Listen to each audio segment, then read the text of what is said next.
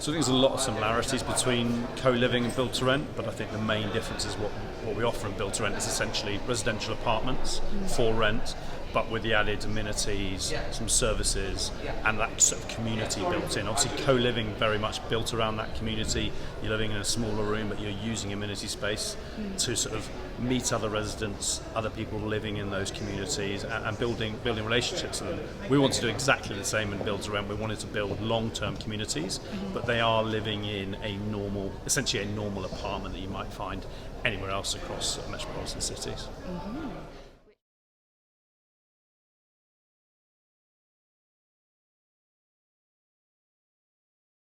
So I think there's two things. There's affordable with a small A and a big A. Clearly, as part of the delivery of build-to-rent schemes, we need to provide affordable housing that is currently in London, certainly, usually a discount market rent or a London living rent affordable product. But I think what's actually really key is that we're trying to deliver build-to-rent schemes that are affordable with a little a small A, that are essentially affordable to a wider demographic and not those in the upper quartile of the market. And so that's about looking at how do we build quality product but at a cheaper rate, and that comes down to construction development costs and everything associated around that. And I think it's going to be interesting what the government come out with over the next few years to drive the sort of ESG for residential development and how that affects the current developments we have, and obviously generally, in our space we own 100% development, so we can make those changes, and early on in the development process we can forward think to ensure they are developed for the future and they are sustainable.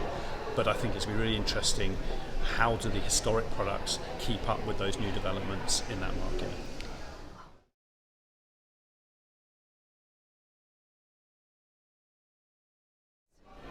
I think people's work habits have clearly changed quite dramatically in a lot of places over the last year, 18 months.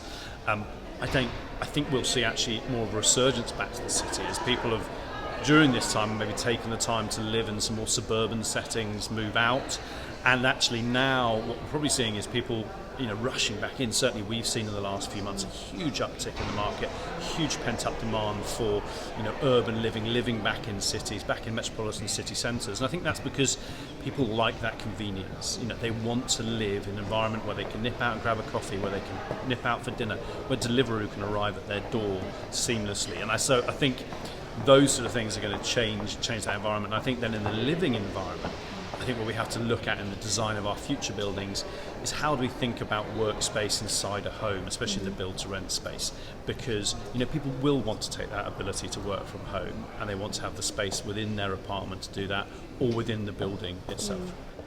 Has the pandemic had a complete shift, or are we going to see people move more back to going back into the office at least 4 or 5 days, 4 days a week, for instance? And how much do we need to allow for it? Certainly, where we're looking at our future schemes, it is about workspace in the amenities, as residents can escape from their apartment, come downstairs and work downstairs in the amenity.